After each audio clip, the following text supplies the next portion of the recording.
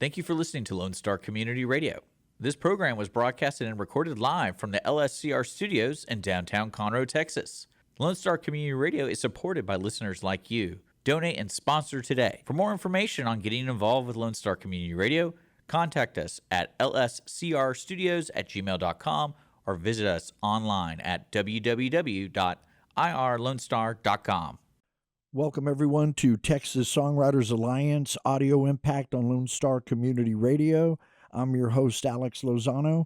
And before we get started with our special guest, Joe Garza of Houston Recording Studios in friendly Friendswood, Texas, we have our shows that we recommend. So let's go ahead and get to those before we get to our interview with Joe. Good to see you, Joe, as always, my friend. How are you doing? And did you get plenty of turkey? Oh, yeah. I'm doing great, Alex. Thanks for having me. Well, you're looking good, brother. We had to reschedule this because of me and double booking, and, you know, it won't be the first, it won't be the last time, but we really appreciate you being here, Joel. He has a world-class studio in friendly Friendswood, Texas, that we'll be talking about here real quick. But let's go ahead and get to these shows that we recommend to give all these other original tribute and cover bands some extra exposure. So, I used to work with these guys a long, long time ago. I know there's been a few band changes, but you hardly see local original bands celebrating their 20th anniversary, and that's Wellborn Road. Really good group of guys.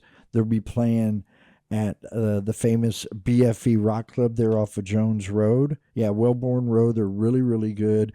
They are with Some Monstro, a good re-rogering, and Snakeskin Prison. That name kind of scares me. And my friends out of Huntsville, definitely one of the best hard rock metal bands. And you should know about these guys also, my friend, out of Huntsville, called Submit They Will. They're fantastic. They finally have broken their songs down acoustically, and they're amazing. And hopefully we're going to be getting them in here real soon. Legendary blues queen, Dewana Greenleaf, award-winning International Blues Artist of the Year. She's done all kind of, and her band Blue Mercy at the one and only world-famous Big Easy. That is Friday. Now we're moving to Saturday. This is a show I'm really, really excited about, so I'm going to pump it up all the way up until this Saturday. My friend Mark, the guys Adele, Drew, they're in these amazing bands, Storm, Distance of Thought, Shining Force, that is a badass Christian rock band that's been around for a long time. Been around since 1994, actually, those guys. Then at Emmett's Place, there's a 4th annual toy drive. And then we have blues singer-songwriter at the Big Easy, Tweed Smith. You don't want to miss that show, especially if you're into the blues. Sunday, we have Judas X.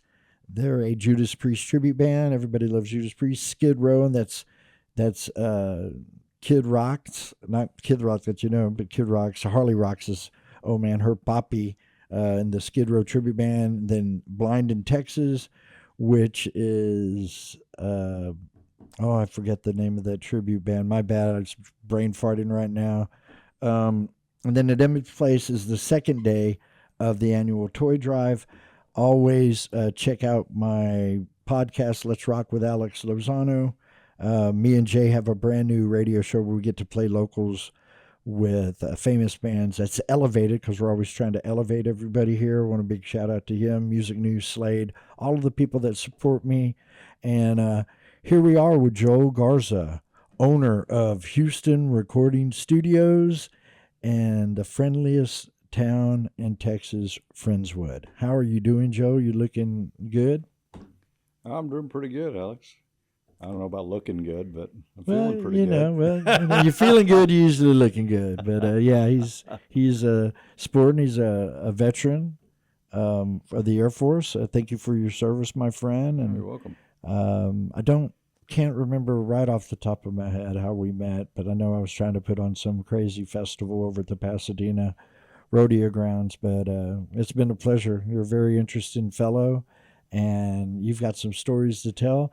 Tell us, give us a little taste about this new studio of yours. I've seen it. It's great. It's like a little hidden away gem. Yeah, pretty much. It's tucked away in a little warehouse back over in Friendswood, Texas, off I-45 and in 528 down on the south side. Basically, it's a reiteration of many other studios, but I decided and discovered, actually through a little bit of research, there's just not a lot of, or if any, full-blown recording studios south of Beltway 8 to Galveston. Right. And I'm pretty decent at business, and I see an opportunity to not only provide a service to the local artist community, but to be part of that community. And I enjoy being a musician myself, but an opportunity to provide a recording studio that not only fits a niche within the market, the Houston market, but also a very high-end recording studio with really, really nice electronics, microphones, mic pre's, what have you. Go through all those technical brouhahas, and I'm a gearhead, so I go through all that stuff, and I thought it was just got to be a really cool thing to get back into the music community, but also get involved and have fun with it. Not just derive from it, but actually give back at the same time. And absolutely, I believe in that on a higher level. You'll hear me make reference to that, like philanthropic economics, like doing doing well and doing good at the same time. Like for instance, I'm almost sure that every flavor of Ben and Jerry's helps out some indigenous tribe and this, or the headhunters in Peru, or what, I don't know. I'm just saying, but it's good to do that when companies are able to. What really makes me real prideful of a lot of my friends that help out other people. Like you were able to help sponsor my tour a little bit, and every little bit counts, because it's a very thankless job. Everybody wants to eat your cake, but nobody wants to help you make it, kind of deal. And but it's a wonderful cake, and I know exactly what I'm doing. I've got some really, really great people around, and it's just great to work with people like yourself that when I introduce you to artists, I know you're thinking about working with them and maybe doing something with them, a collaboration. I mean, you're talking to Doug Westcott, one of the best cats around that, we've I've introduced you to a few of my friends and stuff, and they already know about you and stuff. I've been talking Joel up for a little while now. This is kind of like the calm before the storm, because you're just getting out. I mean, let's face it, your doors are just open. You've just had a couple. Oh, tell us real quick of I think you got 3 projects that you're working on right at the moment, and a few more down the pipe. Yeah, we got a few projects we're working on. In no particular order. Yeah, no, there's not any. And let's give them a shout out and where we can find them at, because they would appreciate that, and maybe they'll share and support the alliance. Yeah, well, I'll be discreet with a couple of them, but one of them in particular I'll talk about, because they've been in the Houston. But the other ones you have to keep it for now. Kind of keep on the down low until they release. Sure, right. But one particular is Chrome 90s. Bill and those guys are they're really cool.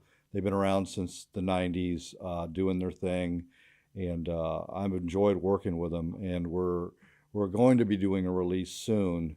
So they do original songs too. Oh, they absolutely. They actually good. Only do originals at this point, because they're up at our age now. They can pick and choose what they want to do. Yeah, when you hear the name like they got, it makes you think tribute or cover band when you hear that. No, well, they're a 90s rock band, But so they can play the hits also. They play some hits, but they're at HRS recording some of their originals. Oh, okay. And we're getting ready to release a title track. I'm not even going to say what it is, because sure. I haven't got permission to release any of that information. But it's coming out really hot. It's really, we're able to get some really good tracks.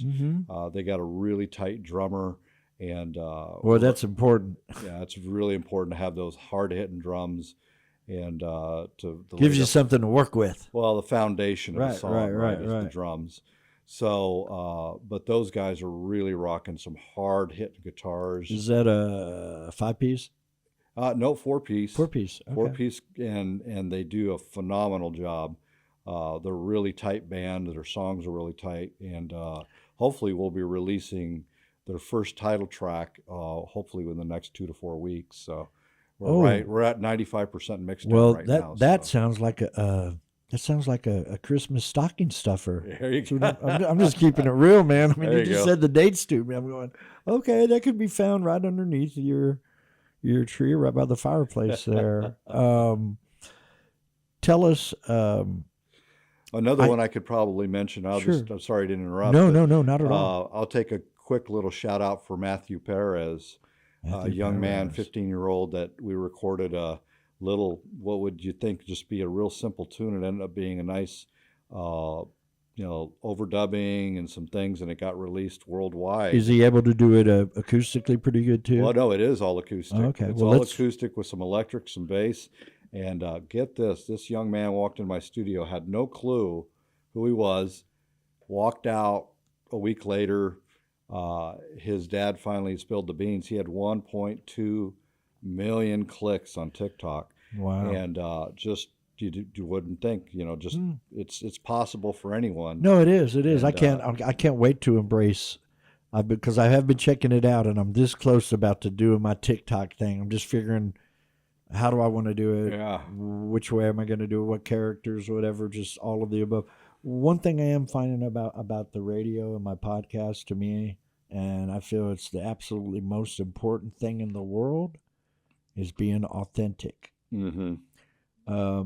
I understand, because I've been known to be hyper a little bit, and just this ball of energy. Sometimes some people, it's easier to curb your enthusiasm than others. But with that being said, enthusiasm is one of my superpowers. You take that away from me, and I'm not as strong as I could be, or that I am without it. So keep that enthusiasm high. But yeah, I like the fact that you go out and you support the other artists, and you're not just the guy who wants you to come and record his studio, done, out, and you're not going to deal with him anymore because of your extensive knowledge of the music business and all of these connections that you have with people like myself and Jay, and I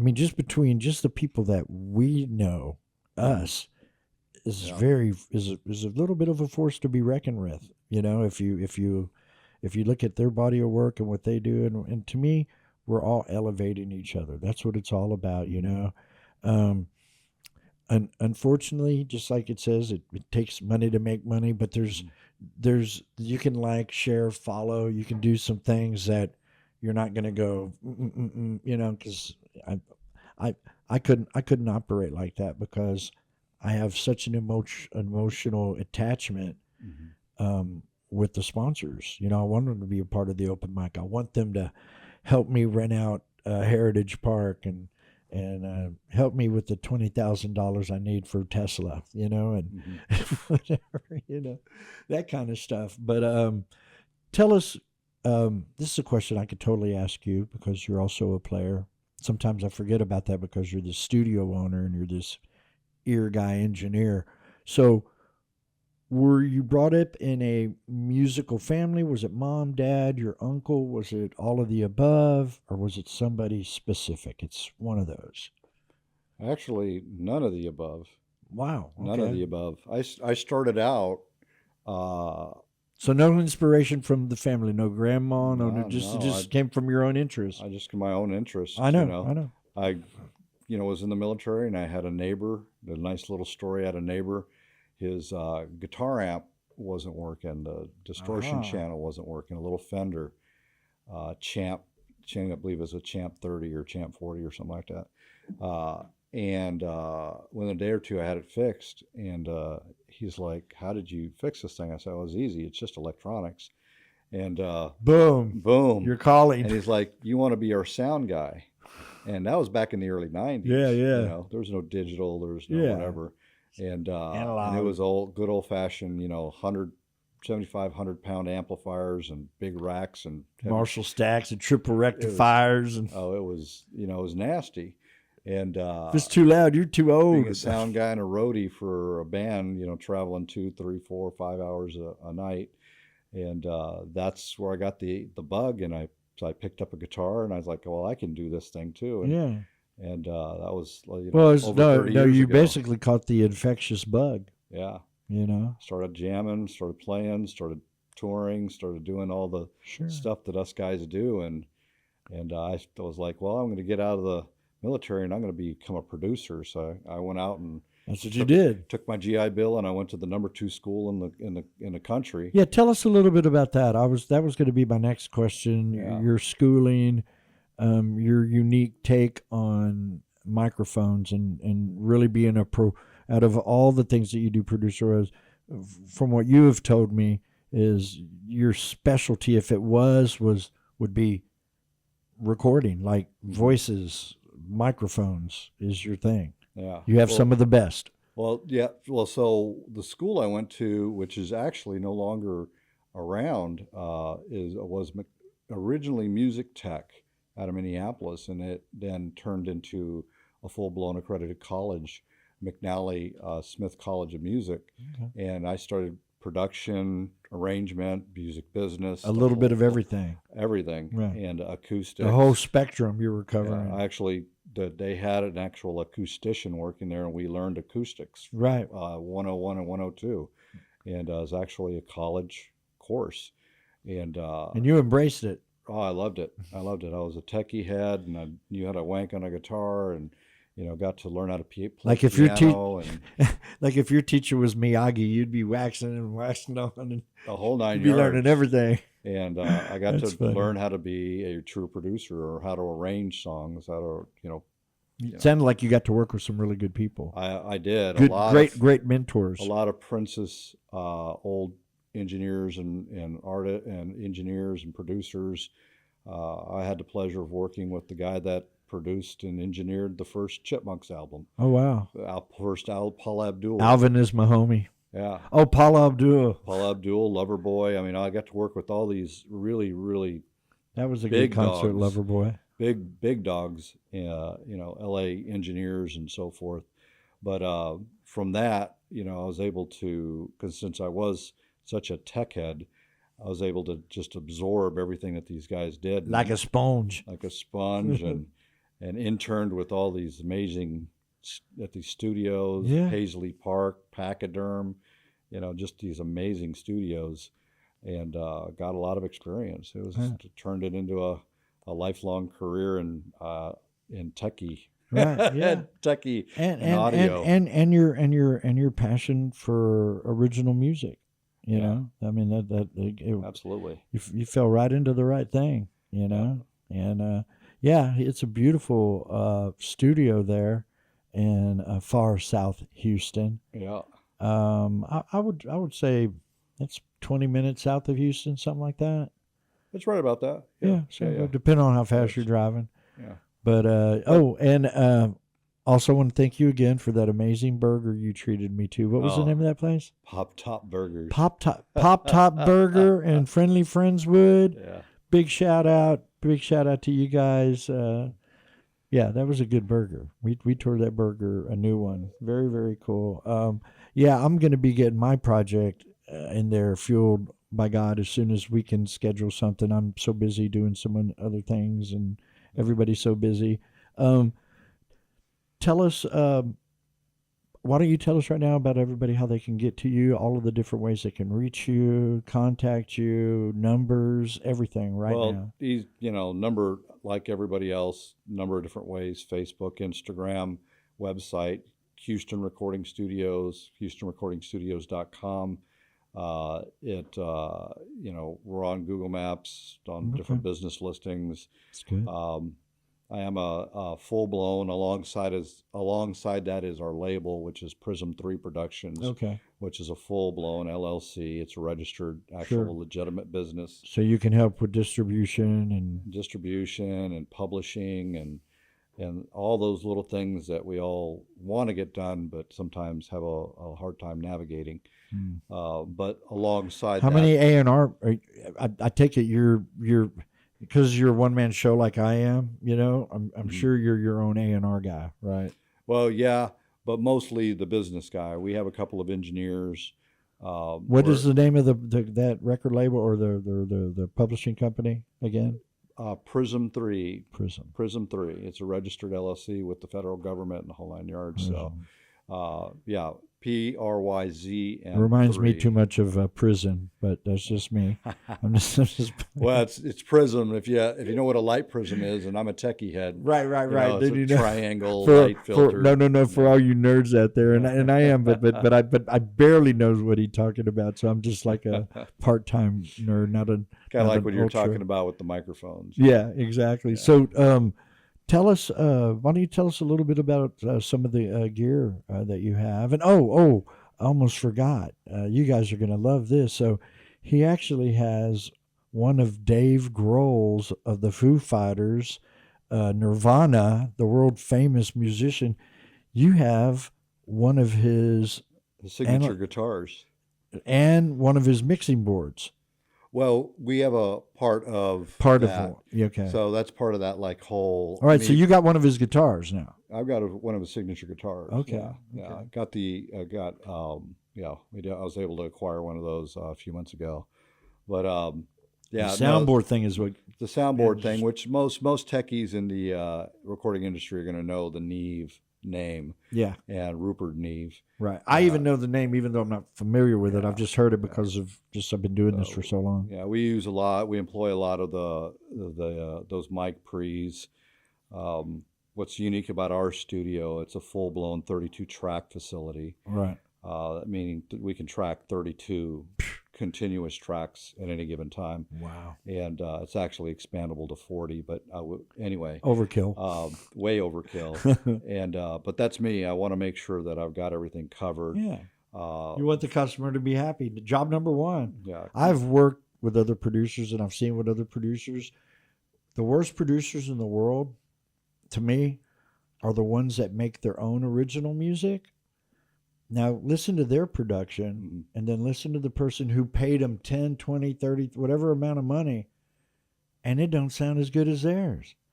You need to quit being a sound engineer. No, if your stuff is going to sound better than the artist that you're working with, that's you. You're full of you-know-what. No, that's the truth. There's, it is. People do that. They'll take your money, make you sound as good as what they think you want to sound. Like me, when I work with graphic artists and people, I know what I want. Now, if you can't give me what I want, we can still be friends and go separate ways. But this is what I want, and this is what I expect, and that's how business gets done. What was your favorite? Well, who gave you your first guitar? Did a friend? Well, it gives the wrong word. A friend of mine in the military sold me his guitar at a pretty significant discount. It was a nice Ibanez Japanese. Ooh. Oh, that's cool. That's what I have. That's my 12 Japanese 540 blue in a laser blue. Oh, nice. And maple neck, and that thing was beautiful guitar. I should never, of course, that's proverbial story. I never sold that guitar. But it was absolutely beautiful guitar, way above my ability at the time, especially. Right. But a buddy of mine, a real good friend of mine in the military, he's like, his wife didn't want him to have a guitar anymore, and he's like, Joel, perfect timing, $300 for just a gorgeous. Awesome. I got my 12-string for $4. So yeah, and Mike Ned set it up for me in Ned Guitar. So it's good having good people work on your guitars, setting them up, and it makes a difference. I mean, it really, really does. Want to talk about any more of the artists that you're working with? I know you got some other collaborations, and there's quite a number of them, but we got to get past the holidays, man. Christy Allen's one that I'm trying to get back in the studio. I did a little bit of work with her before. Right. We're going to be doing there's going to be a show, and I'm not going to get too much into the show, but there'll be a toy drive down at Pearland with her and about 10 other artists. Scotty Frazier Yeah. He's going to be putting that on. Yeah, the former Marine, not Former Marine. Right. Yeah, Yes, got to sir. get it right. And so I'm going to be joining them that day, and part of that whole effort. But Scotty came by the studio yesterday, and we're going to talk about doing some work in the studio for him. So I just came up with an idea that everybody can benefit, everybody can make a little bit of money, and we can actually give a little bit of money back to a potential nonprofit organization.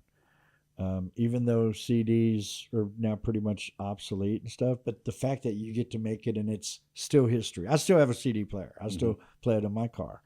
But because you have your own label distribution company, how many original songs can you put on a regular CD? Isn't it like 17, 18 songs or something like that? It all depends on the length of the song and depends on the radio format, 3 minute, whatever the 5 most second, basic. So 3 minute, 5 second. So how many songs could we put on a CD compilation? It's somewhere in the neighborhood of about 15 to 20. Okay. Depending on the length. Let's think about doing this awesome compilation, because I can get it to a bunch of. I just made some connections with Universal, Sony. I just made a really good connection with Columbia Record. They're always looking for talent stuff. But what a great way to promote the companies, the radio station, and everybody win. And we handpick the bands. You know, we don't need to get any money from them. We can get some people to underwrite, like Bubba John sandwiches in Friendswood can sponsor the O-Ray Band song and pay everybody to get paid or whatever. But for me, it's more of a marketing thing, you know, because nobody is doing that anymore except these national independent internet radio stations. They do it. The bands pay in. Everybody. I think that'd be kind of cool. The reason I say that to you, buddy, because it's an inexpensive way to bring them in. Now, to make it even more special, and I did this for a CD I did for Texas Children's Hospital in 1994. I wanted to raise some money, but I didn't want them just to give the guy a track. I wanted them to come in and do one song with each one. They all have to come in the studio and nail it. You know what it is. Not a whole lot of time. You're not gonna spend all this time and energy putting it together. But I think it's something we should talk about, because I think it'd be a great way just to reach out. You know, we could do volume number 1. I'm just saying, Texas, and if they're loving us here, there's so many more other amazing artists that are outside of Houston and this Galveston area. Yeah. Texas, me and you could spend the rest of our lives and still not see all the great singer-songwriters just in Texas. So anyway, just an idea. Another one. But yeah, Joel, it's been so good, you know, having you here and stuff. You want to tell us, one of the things that I like to do on my show is ask who you're thankful for, and shout outs. You know, is there anybody there that you'd like to say hello to? And, you know, because this is memories. This is all we have, you know, is when it's all said and done, all we have are memories. I know you got a military grade girlfriend. You better give her a big old shout out, or she'll kick your booty. Yeah, Sharon's wonderful. Yeah, she's absolutely amazing. Yeah, she's absolutely patient with me.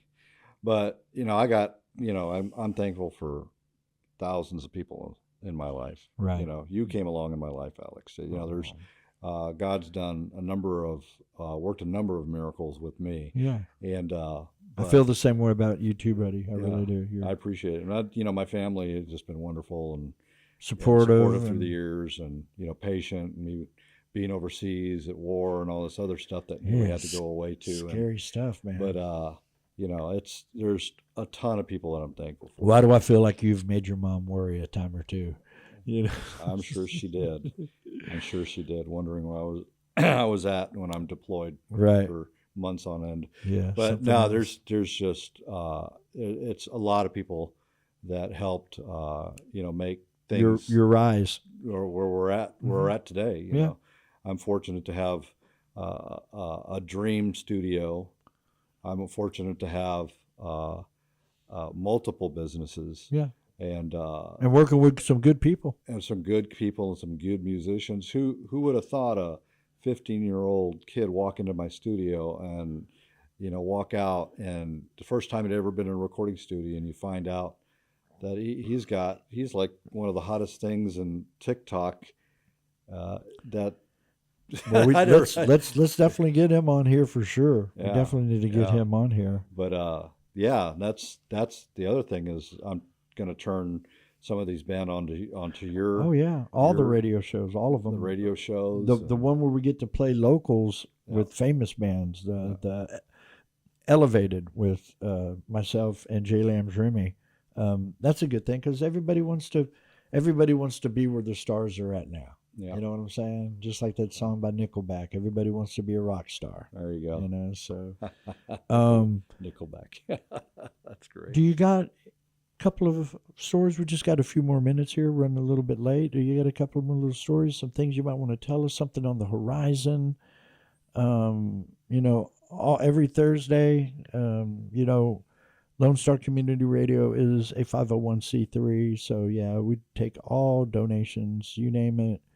Bring your piggy banks, cut us a check, credit cards, right? We take it all, And, but yeah, Dick works really, really hard at doing this. And people just, when they see a show produced, they don't see all of the work behind it, all of the, I don't know what I want to talk to you about, or last thing that we can talk about. Let's talk about your golden ear.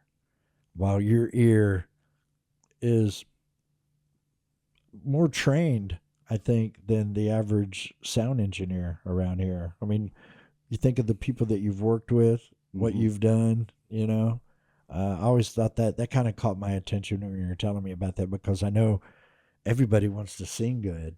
Great mics are fine, but knowing the right person to line you up to sound that good, it takes a team. Yeah. Or in your case, probably an army of one. So we can an army of many to have trained me properly. Right. There's no better school than learning from a world-class engineer, and I've worked with quite a number of those. Right. So you've been blessed that way, big time. I've been blessed. I've worked with some people that have actually taught me what the actual science of listening is, and of course I went to college for that as well.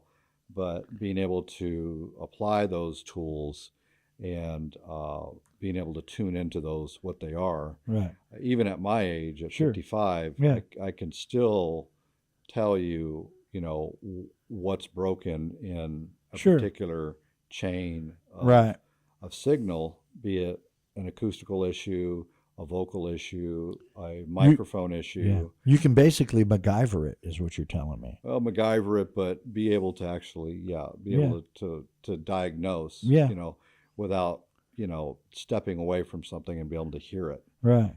I got lucky. One year, a friend of mine called me and said, "Hey, we need help over at NRG Stadium," and I ended up working for 3 years as a sound engineer and broadcast guy at NRG Stadium. Yeah. And so I got to big time. sit alongside those guys, sit behind the board, sit in the booth up there. More experience, just more and more experience. Knowledge. Working with bands, working with mega churches, working with different venues all around the country. Not limiting yourself to anything. You just no. Wide open book, learning all kinds of stuff. Yeah. Well, guys, we are coming to the end of the show. Joe, thank you so much for being on here. Be sure to like, follow, subscribe, everything. If you're a new up-and-coming band, Joe will take care of you. He's ultra attentive. He's super professional. They're just 20 miles south of beautiful downtown Houston in friendly Friendswood, Texas.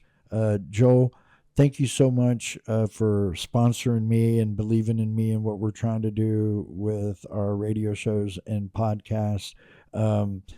Big shout out to Music News, all of the people that support me again. Shout out to my girl, Kimberly. Thank you for putting up with me like you do. You're amazing. You're totally military grade.